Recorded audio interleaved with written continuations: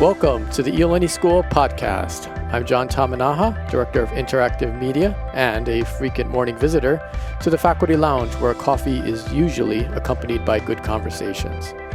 This podcast strives to share that sort of experience with a larger audience. This is our 16th episode as we continue to visit with people associated to Iolani School to hear their personal stories. For the second time, we went on location, this time visiting with lower school design and technology teacher, Mr. Michael Fricano, in the new Kaneshiro Science Innovation Center. He tells us about introducing technology to our youngest students and also teaching teachers, which is another passion of his. An award-winning educator, Michael began working at Iolani in the Sullivan Center's Education Innovation Lab in 2014 and continues to play several vital roles on campus. As you will hear in his voice, he is someone who truly loves his job.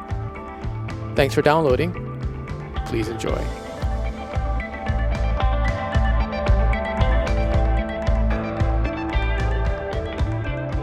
So do you like podcasts?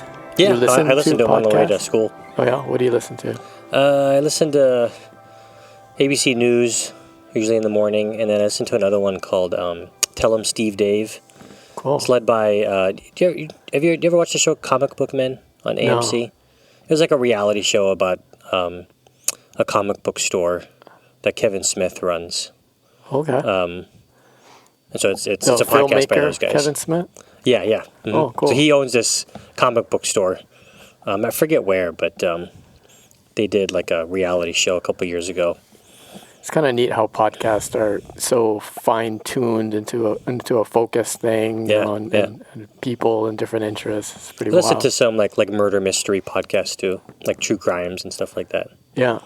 So it's interesting that a seemingly low-tech thing like audio files has gotten to be kind of thriving. Yeah. Is that kind of wacky in a way? It is.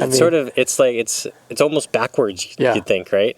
I think it's a counterbalance to tech and actually hearing people talk and hearing them discuss or tell stories, and then your mind can kind of... Yeah, I think to a lot of people it's like it's the easiest medium for media to get into. Like you're just recording audio. Yeah, but right? the tech aspect of it is beautiful because it's in your pocket now. Yeah. So you can listen to your radio show or your story or your celebrity or your interest when you want to. Yeah. So there's the tech element for it. But and you have a lot of celebrities that do it now too. So it's kind of cool just like listening to them talk. As people. It's just people, right? Just people. Yeah. Well, Michael, this is really impressive. We're on the road here again, down in the lower school, and you and co-teacher Tara Lynn Nakamoto have such a wonderful new space to work in here. Have you guys gotten used to the new digs yet? I think we're almost there. I mean, it's a unique situation. We're coming into a new space in the middle of a pandemic. You know, we started planning this in the summertime, well, even before summertime, last school year, before the pandemic. Grand plans with larger classes and teaching K to 6, and then the pandemic hit, and it's like, okay, now we have to social distance.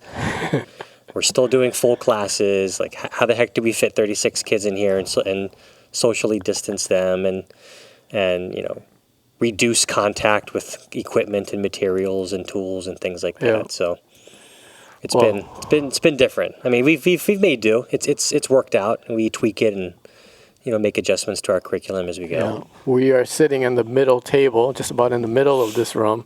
A large butcher block. And I love these things. Our stools are connected by magnets, which is really cool. That would have helped out when I was a busboy in restaurants. You could sweep up really easily. Exactly. That was our thinking with these is having the chairs just easily magnetized, and, get them off the floor. The whole table moves, or we can clean up quickly. Really cool. Faster, This is really an incredible space. We are in the Technology Design Lab on the second floor of the new Kaneshiro Science and Innovation Center, which is adjacent to the equally new Sydney and Mini Kosasa Performance Studios just across the way. I can see outside the window. And we're just Mackay of the relatively new K1 community and Wall Family Playground. And you kind of mentioned it just a little bit ago. You both played a role in designing this space, which is super cool. Yeah. In some ways, it's been a lot of fun. Design thinking that you teach. Yeah. Yeah. What can you show me about something that's in here that you guys kind of thought, oh, that would be good? Probably. Well, I mean, we primarily did a lot of the furniture choice, picking out all of the equipment and tools. Seems like there's no wasted space. I look under and we're still expanding, right? I mean, this space will probably be, changing and evolving over the next 5 to 10 years, just like our upper school iLab has done, right? Yeah. Kind of like I don't know. Downstairs they have those prep rooms. We were visiting with Kathy Nose-Warner last week, and her little area looks like a dorm room. And I when I make that connection, I'm saying this looks great now, but it's going to look more lived in, and it's going to take on more and more personality, and your walls and cabinets and all of these things will be probably very colorful and eventually. I think we're working on some projects that we plan to either hang in the windows at the front of the room, or we're trying to find ways to fill this wall on the side that contains our 3D printers and our smaller laser cutter, where we have this sort of blank wall space. It's like an empty canvas right now. Yeah. It's covered by these like metal grates. I think they're supposed to be soundproofing, but they're very plain and boring. So we definitely want to fill it with color and student art, student work and things like that. Yeah, very cool. Yeah. So you've played a variety of roles here at Iolani School, but let's start with your current one here in this room. How do you describe it to people when they ask, "What do you do?" What do I do? Yeah. I tell people I have fun with students all day. We get to make things. Yeah. Get to make and design things. Use a variety of tools and apps and equipment. It's definitely been my dream job. I've always kind of had a vague picture of this space in the back of my mind since I started teaching. Well, maybe not started teaching, but when the first idea of maker spaces came to be, I don't know, maybe 6-7 years ago. I've always dreamed of working in that kind of a space. Awesome. Yeah. Awesome. So design and technology is one of the specials here in the lower school. That's all the classes aside from language arts, mathematics, science, and social studies. The other specials, and I love that label because these classes that I'm about to list are special. Religion, music, art, dance, PE, library, and design and technology. And not all of them extend all the way from K to 6. Yeah. But yours does. For the first time. Yeah. And I don't even know if there's ever been a technology or a design and technology that spanned K to 6 in a lower school. It's not since I've been here. Yeah. So when you're out in the community and somebody asks you what you do and you're a teacher at Iolani School in the lower school, and what do you teach? Design and technology, like kindergarten? Yeah. That's what they say, yeah. Yeah. It's like from K to 6. We start them young. So how do you kind of explain that? Let's say when somebody says, and I'm saying it right now, how do you teach design and technology to a kindergartner? I don't know if anybody's ever really asked me that specifically before, but I guess if somebody did, I'd have to say, well, first time, I guess like the question is like, why? And I always think like, why not? I think like the younger we start teaching kids these skills, the better equipped they are. At least for us, we're trying to prepare them, expose them to all possibilities of the choices they have when they get to middle school and high school, right? And then when they start thinking about like what are their next steps beyond that, but exposing them to design skills, computational thinking skills, how to use technology in a variety of ways. It's important to start them as soon as they enter. I guess that question comes from the questioner not understanding that, right? Yeah. But the kids, I mean, I was in here, you had kindergartners and first graders later working, coding robots. Yeah. It's not new to them. It's not foreign to them at all. You know, Nope. maybe those words, design and technology, are kind of some gray area there. They're not easily defined, but it's Yeah, not it's a very foreign broad to topic. them. Yeah. Yeah. It's not. Yeah.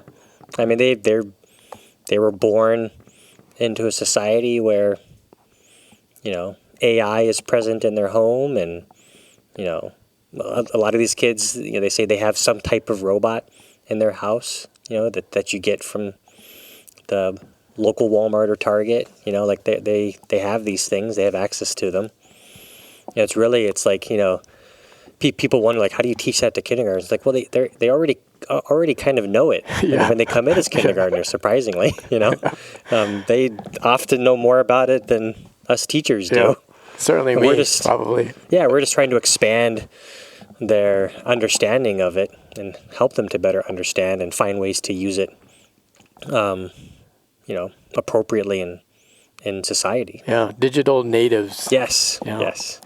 So this building, named in honor of Clyde and Holly Kaneshiro, who have always been generous with their support of Iolani School, and so grateful for the exceptional education that their sons received here. Matthew, Landon, and Jonathan, they all went on to wonderful colleges, but it's that thing that we just talked about. Clyde wanted to support Lower School, particularly the Science and Innovation Center, because he believes it'll be an important foundation for the success of future generations.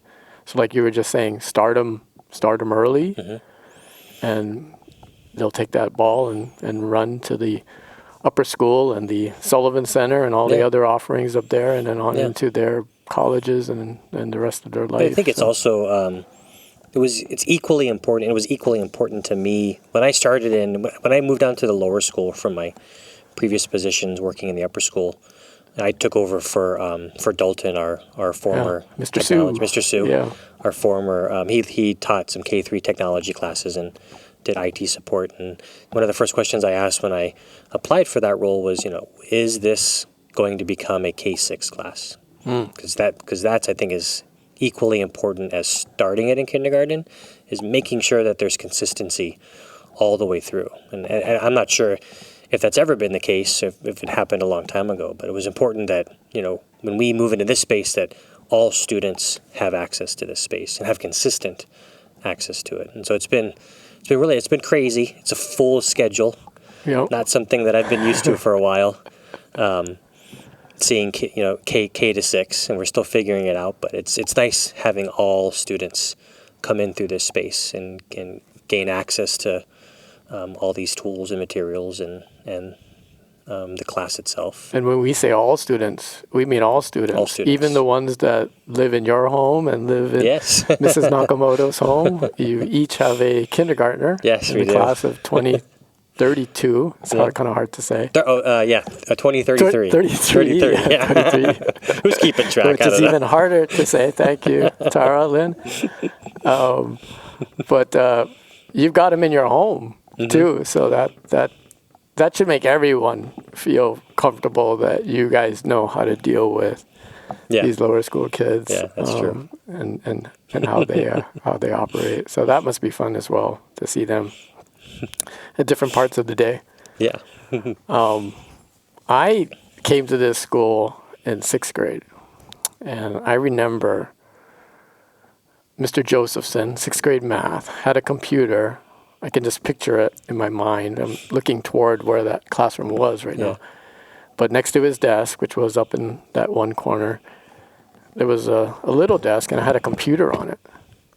And in my mind, I'm thinking Commodore 64, but it was actually a couple years before Commodore 64, which is the computer that people always mention, Apple II. It might have been an Apple II. But there was a computer there, and it was fascinating. And some of my classmates were into it more than others, and they would rush over there. You could have some computer time. It wasn't part of the class or curriculum or anything, but there was a computer there, and they would do.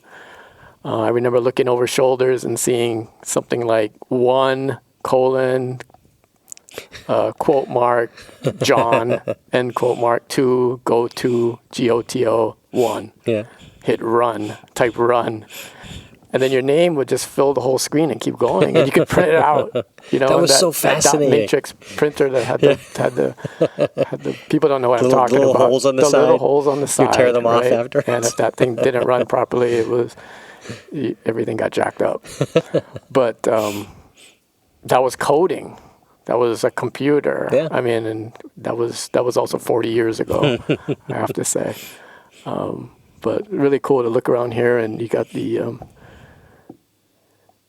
3D printers, which is amazing. A fleet of 3D printers. These 3D printers we have in our room were actually part of the 3D printing farm that occurred in the upper school iLab over the summer to make the parts for our shields and all that. That's right. Yeah, they have an army of 3D printers up there, and that just laser fascinates cutters. me itself. The fact that we were able to produce so many shields, 17,000 is it the number now, in-house. Yeah.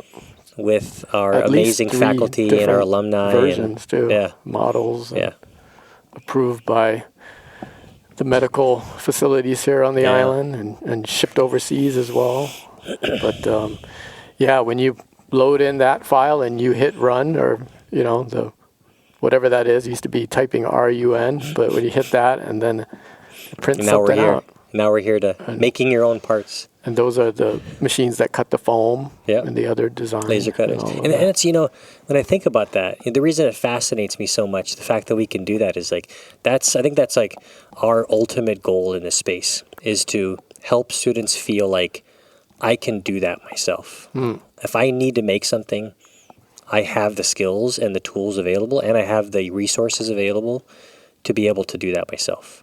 I don't have to go on Amazon or find it from a third party and buy it. Like, I've been taught to be able to make my own shield if I need to make my own shield, Is the future, I've just talked about the printer with the holes on the side and it needed to be fed a certain way. And now most people have a printer at home, right, of varying degrees.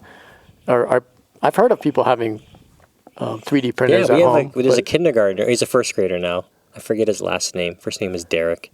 They have one at home? He has a 3D printer at home. I think his family did a video of Derek, the kindergartner, showing them making shields at home, or 3D printing something for PPE at home. So we have kindergartners at home. There was a boy, he's 5th or 6th grade now, Todd.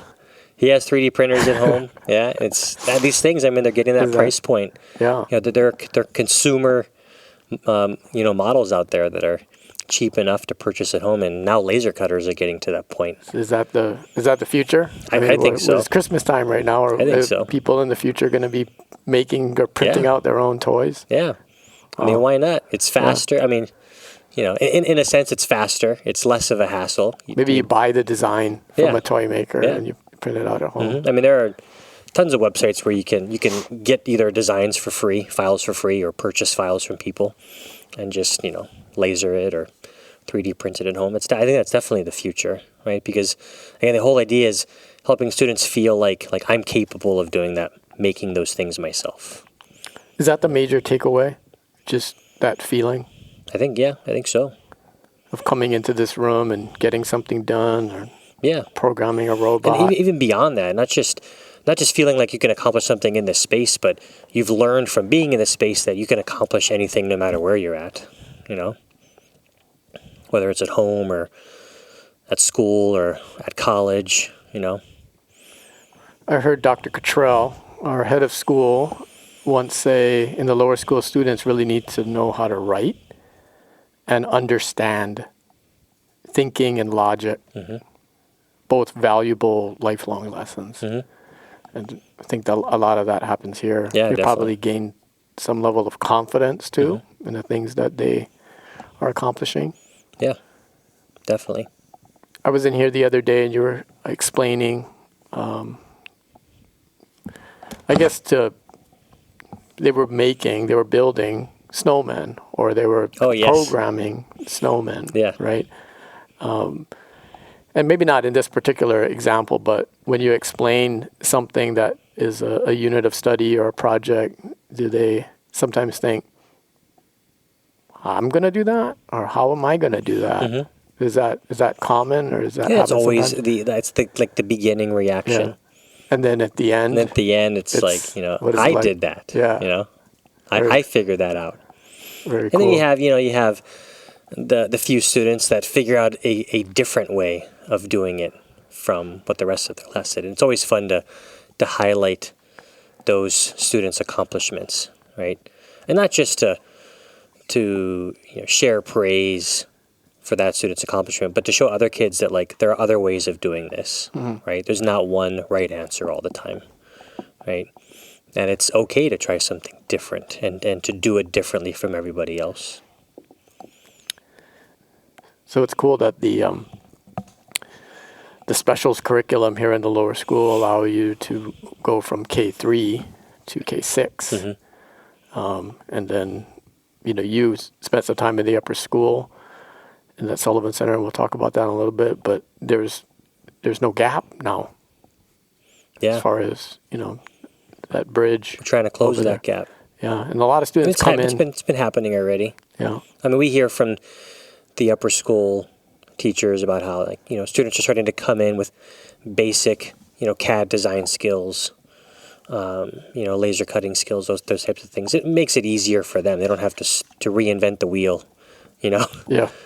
Start from the beginning every semester or however after they teach the class, but they can kind of jump ahead a little bit now and do more with those students than they were able to before.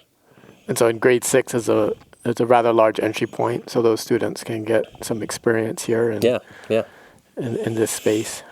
And when I say this space, there was actually, you two were occupying two different spaces. There was where the computer or tech was being... the technology lab. Yeah, and then there was the lower school design lab. The design two lab. Separate spaces, yeah. Yeah, so what's it like to kind of be in the same space now? I think it just makes sense. Yeah. I mean, I guess we had two spaces because, I guess, of the size of those spaces, right? But it just made sense to combine those two spaces into one space for the lower school at least. Yeah, it's awesome. Yeah. Came in here, like I mentioned the other day, and it was really fun to see you two at work with all those kids, and they have the space to spread out. And after explaining, they worked on their own. And you guys are part teacher, part cheerleader, really kind of celebrating their accomplishments and their understandings of them building or having those robots go across, the beautiful cement floor and accomplishing its goals. And it was just, were they kindergartners or first graders? I can't remember which I grade saw level first you were at. graders. First grader. Yeah. And the task was just to make a robot drive forward, stop at a toy, and make a noise. Yeah. Right, but when they were successful at that, it was like the biggest celebration, the biggest accomplishment to them. Yeah. Right, because the objective isn't to run over the toy, but to make the robot get to the toy, and then the whole premise was like the robot saving his favorite toy from the toy monster. Right, so there's this bit of a backstory to kind of set the stage for why it's important to be successful in this case, because you're scaring away the toy monster. But that simple task is it's huge to them, and it's fun to celebrate those accomplishments with them. I think previously you guys had BB-8s that were kind of going around. It's a lot of fun for the kids. I imagine it's a lot of fun for the teachers as well. Oh, yes. We can't complain. We're playing with toys, essentially. Yeah. Right?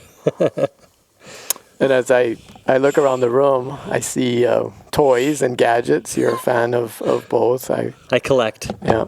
I collect. I too like those Funko Pop dolls that you have over there. Those are neat. It's amazing how simple they are, yet how accurate a portrayal of certain people they are. Yeah. I'm fascinated by that.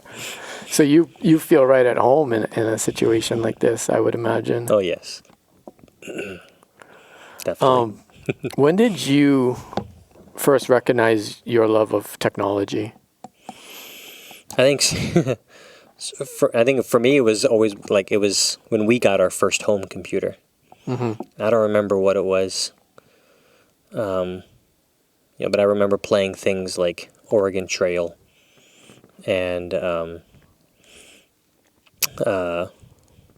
being able to type stories on it. I used to love to type my stories out on it and print it out on that dot matrix printer. Yeah.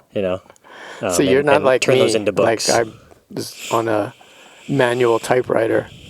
I'm not, yeah. And then we had the typewriters that we didn't have, but you could plug it in and you just didn't have to hit as hard. But then, when I went away to college, then there were word processors and a computer lab. And that was, that made it a lot easier. I think that was what hooked me, being able to have this piece of technology that lets me play games, lets me turn my stories into books and do all these amazing things. So what were you like in school? It's definitely the geek. The geek. I love taking the computer classes, the programming classes. Yeah. Could you ever see yourself, as you kind of dial back to that time, being a teacher? I think so. I think, I wanted to be, I think I made that realization when I was in high school. And it was two teachers. One, a really amazing computer science teacher, my computer teacher, that sort of strengthened my love of computer science and technology. But it was also a teacher that just created really bad experiences. And I always felt like, I feel like I can do what that computer science teacher does because I love that so much. And I feel like there needs to be someone that can do better than those teachers that created really bad experiences. So when you first got that thought into your head, you had other teachers and down the road and in the upper grades and in college, are there people that kind of solidified that goal and that idea in your mind? Yeah. Or specific classes? Not necessarily in college. I mean, maybe when I finally got to the College of Ed, I graduated from UH, College of Education. There were some really amazing professors that really, helped to guide me on that path. And I think initially I wanted to be a high school computer science teacher. But I think at that time, maybe it's still the case, but you had to get a computer science degree and a high school, a bachelor's education degree. I was like, I have to get 2 degrees. Maybe I'll try elementary education where you just have to get the Bachelor of Education degree. So I took that path. And I think when I made that decision, I had to, you had to apply to the College of Education with some background experience in working with children. And so I did like YMCA A+ and things like that. And I really fell in love with working with younger children. I think I didn't realize it before then that that's what I really enjoyed until I actually did it. And I'm glad I made that choice. And now that you've done it for a few years, what do you love about the art of teaching, about being a teacher? I think for me it always ties back to those small moments of celebration with the kids when they accomplish something. I think back to the simple task of making that robot stop at the toy. It's to me it's very easy and simple because I understand it, right?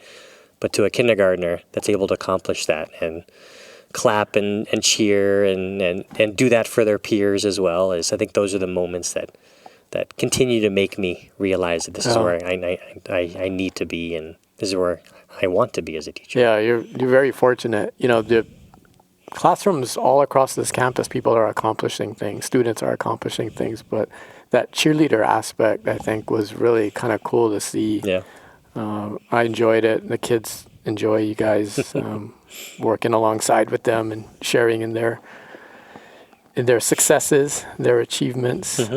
And when we talk about you as a teacher, you also kind of teach teachers, or you have in the past. It's been like a second passion to me. Yeah. So you came to Iolani School in 2014 and joined the Education Innovation Lab, the IEL, in the Sullivan Center for Innovation and Leadership, which was built on the upper school side of campus in 2013. Yeah. When the iPad program started. Yeah. Yeah.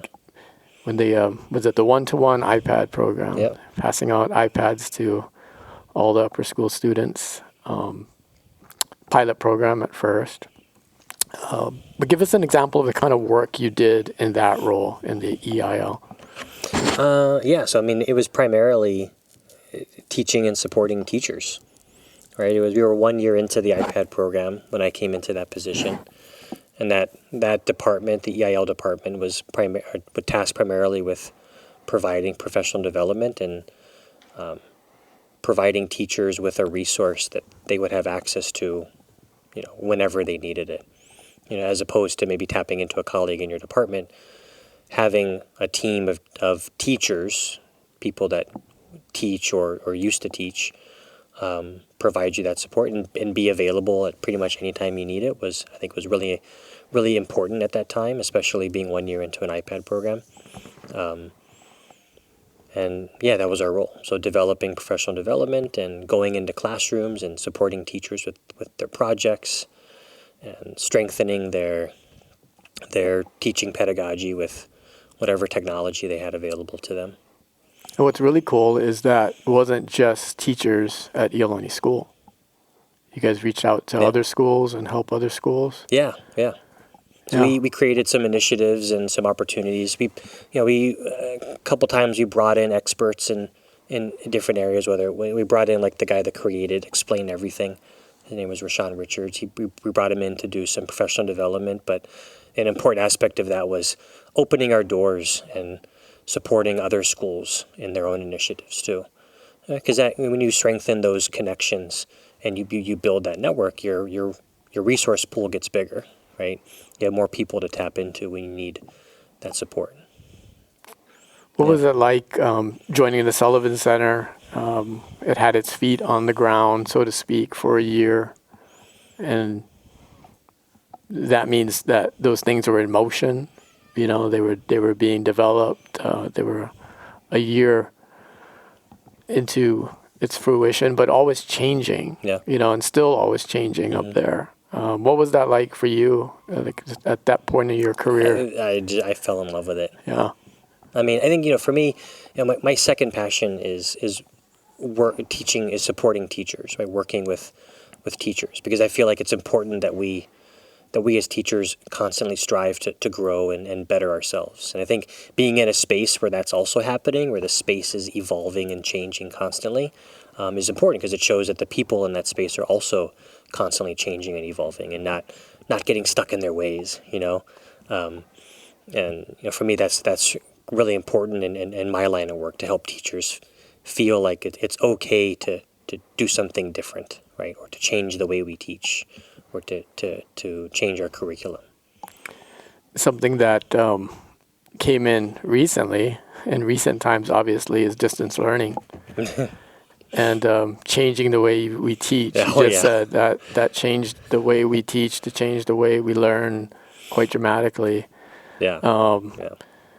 And so, correct me if I'm wrong, but there's my understanding of it, not being a teacher or a student, is that Scott Weaver and the ITS department and the school administration create kind of the hardware and how it's going to happen, right? Distance learning. And like we mentioned, we do have the one-to-one program with the iPads, which helps out a great deal. Yeah. But teachers need to understand and be comfortable with distance learning. And then that's obviously a massive, vital key. Yeah. And so I think you're a part of a team of people who work toward helping the teachers be comfortable in this kind of this shift in learning and teaching. Kind of take us through kind of what that was like, and the challenge that was, and how I mean the schools did well, the beginning of this year and the end of the previous year with the distance learning, and it still happens today with the students that are learning from home. Yeah, I think before we even got to the pandemic and distance learning, we had started a year or so prior to that a committee or a group called TAG, which stands for the Technology Advisory Group. And the intent of that was to tap into our are experts in our school that are using technology very effectively, or have really solid understandings of their technology and are experts at what they do, and pulling those people together so that we could help create an even bigger, because at that point we, the three of us that formed EIL, we had moved into teaching roles. I had moved down to lower school, and so we felt like having that dedicated team wasn't as necessary anymore because of the amount of professional development we had created and the support we had created before that. And so the next step felt like creating a team of teachers that could help provide that support within their departments or their grade levels. And so we had started that a year prior. So coming into, or making knowing that distance learning was, pretty much inevitable. We were going to get to that point fairly soon. Tapping into that group and helping them create the training and the support that teachers were going to need to move to distance learning in a fairly short amount of time was very vital and helped us a great deal. I think too, having an administration that's very forward thinking and sees that coming down the road, we were able to do a lot of the pre-planning a lot earlier than most schools even around the world were able to, and so having an administration that could see that coming and make the quick decisions to move in that direction before decisions were even made, really helped also. Yeah, it's really helpful for teachers to get help from their colleagues because there's so many different subjects and different styles, and it might be technically how to do something, but it might be a workaround. It might be all sorts of things that I think really came in handy for people to. And even then, a lot of it was still learning as you're doing it. I mean, initially it was preparing our faculty and staff and our students to learn how to use Zoom, which became the primary communication tool, the tool that brought classes together. And then from that point, it was really sort of, learn as you go, learn as you do, and adapt and adjust your curriculum, as you see fit. So now, like I said, I was here the other day, and you were checking in on the students that were here, but also the students that were at home. Online, yeah. They had questions, and it was really cool when I saw you call over a student, and she held up her screen to the camera over here, and was kind of showing just like it would happen in a classroom. Yeah. John helped Michael, or probably Michael helped John, but show him what's going on here. That was really neat. Yeah, actually, that's a part of, celebrating students' accomplishments by, turning them into the experts, right? And so, like one of our rules in the lab is the Ask 3 rule, right? Where the last person they should ask help from are us, the teachers, right? The first thing they should do is, ask themselves, did they try everything first? And not to be afraid to try something that they're not familiar with, because, there's always a way to undo it or go back a step, right? And then the second is to tap into your resources, where your peers can be your resources too. And in this case, with the tool that we're using, all of the students have tried different things and have become experts at using certain tools or certain features within the app that we're exploring. And so, when we find out that one particular student knows how to do this one thing really well, we'll, send the rest of other students to that student. Okay, now you show them how to do that, right? And it strengthens their understanding of the tool, but it also it helps us because we're not constantly being barraged by students asking questions, but they know that they can go to others. There are other resources in the room that they can tap into for help.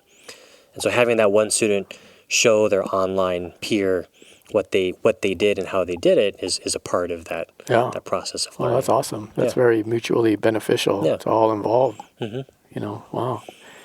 And that kind of brings up, you're talking about experts on the student level. I'm going to guess that some of these kids surprise you quite often for one reason or another. Do you have any stories to share about a student and something happens and it's like, wow, that was that was. Well, yeah, I mean, just recently, we were, going back to the project where it wasn't building a snowman. They're using this tool where they're finding ways to program how to do certain things, right? And one of the challenges was to, in the tool in the app they're using was to find a way to program these presents under a Christmas tree to disappear at the beginning of their experience and then appear again after Santa gets to the Christmas tree. Oh. And part of that is thinking logically. What do I need to have happen first, and how am I going to do this by programming it? And I had only thought of and planned to show them one way of doing this, right? And so when we got to the point where we were going to review and share, the students were going to share how they did it. One girl in second grade shared her way of doing it, and it was just completely like way outside the box, Wow. like totally different way of thinking of how to accomplish this. And it was pretty brilliant. I mean, it was a different way of doing it. And so, after that class, I made it a point to show the rest of the classes the way that she did it, right? Because again, it goes back to showing them that like there's more than one way to accomplish this, right? And you don't have to stick to that one direction of doing things. And that there's always there might always be a different way, right? That's So it's awesome. highlighting that student's accomplishment and sharing it with others to help them come to that realization themselves. Yeah, I think in school sometimes we're here searching for the correct answers Yeah. to questions and teaching students how to learn, Yeah. right, from themselves. Like you said, that three was the rule of The ask three. the third question. Yeah, yeah. You can learn how to learn from yourself. Yeah. Yeah. If you ask that question, you can learn from one of your classmates. Yeah. So and you can learn sometimes it's from the okay teacher. for you to come up with the answer yourself Yeah, instead of waiting for someone else to give you that answer. that's cool. Yeah, because the answers in my day were in a book. Yeah. You largely had to memorize that, but that was a long time ago. What's it like being in the lower school these days? I mean, seem like exciting days in this Definitely. building Yeah, and in this lots of new quadrant of the buildings. campus. Yeah. Lots of new opportunities.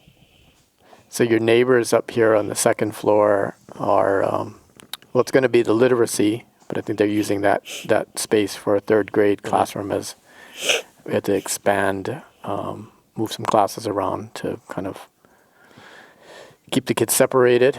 And then down at the end, I just was visiting with Mrs. Miata in the religion classroom, which has a nice view of the Wall Family Playground and the K1. And they're really in touch with nature and what's going on out there. It's really awesome. And then downstairs, those science labs for the lower schoolers, those 3 large, beautiful science labs. Yeah. So, It's an Is there- amazing space. yeah, is there any design and technology and science? It seems like is there something down the road where when the kids can mix around a little more? I think there's always opportunities for that, and that's one of our goals too, is to eventually find ways to integrate what we do into other subject areas.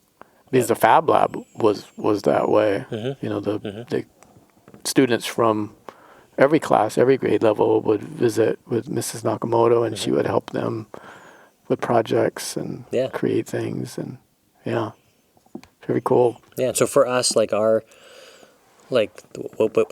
we're trying to do is set students up with those skills so that they could be more independent with those types of projects, right? And so that's been part of our curriculum development, is determining what those skills are for each grade level, and what skills can we teach them. They're going to help them be successful with those projects that we've always done in years past, but can better support them so that they can feel in the past they've done projects, but it's been a lot of hands-on, doing a lot of different aspects for them, but trying to get them to be more independent with those projects, so that they feel like they can do those things on their own at some point. Down the road, when there's more flexibility and less limitations, you think there'll be time in the day for students to come in here for what I might term open time or, clubs, activities, associated that's on our things? roadmap. Cool. Yeah, definitely. Yeah. It'll be awesome. I think this is year 1, and year 2 we can push the boundaries a little further, in year 3, and at some point, we like to think that like a third grader in 3 years from now will have, experience with working with cardboard construction tools and designing for the laser cutter, and we can do things in our class that are way more advanced, but those students are now better prepared to, work on projects in other classes and be able to use this space for those things. That's what it is like in the upper school with the Sullivan Center, and it took a while for students that aren't taking I department courses to understand, hey, I can go in there and talk to a Doc Inoue or a Taylor Wong. Yeah, it doesn't happen right away. I mean, it's how long has the Sullivan Center been open now? 6, 7 years?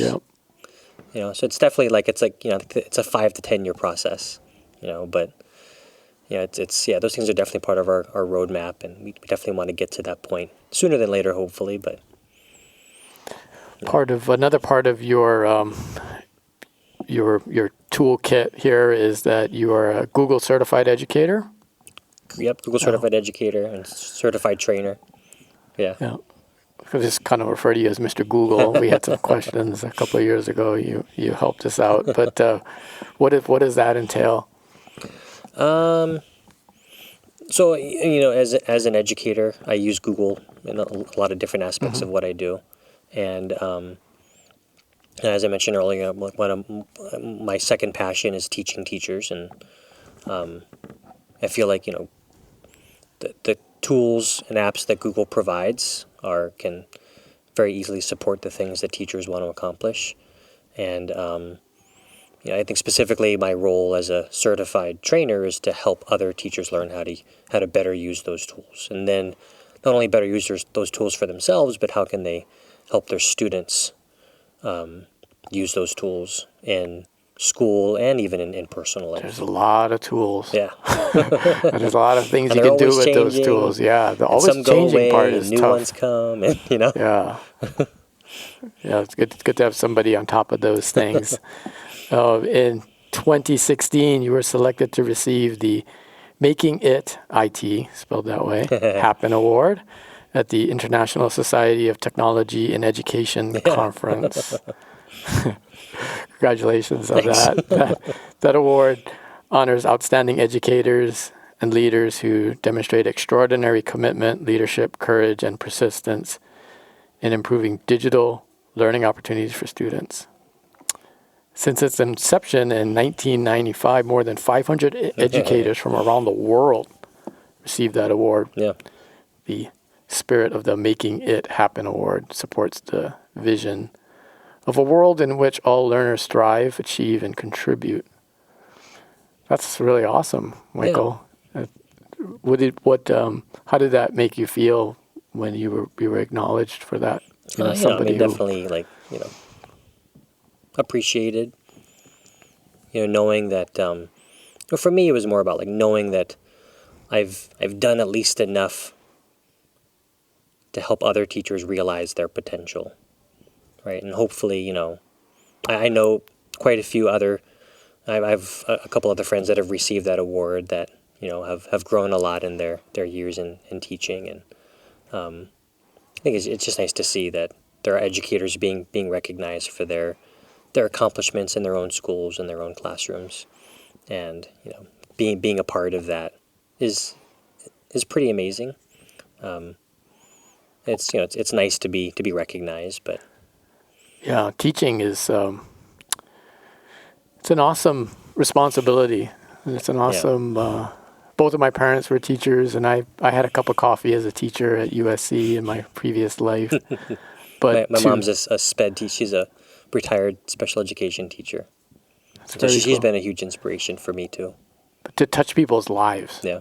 To touch students' lives. And then if you're a teacher who teaches teachers, then you're helping those other students that you didn't even meet. Yeah. I feel like that has, it definitely has a greater impact on education in general, supporting teachers who then go back to their classrooms of 10, 20, 30, 40, 50 students or whatever, however many kids they see in a day or a week.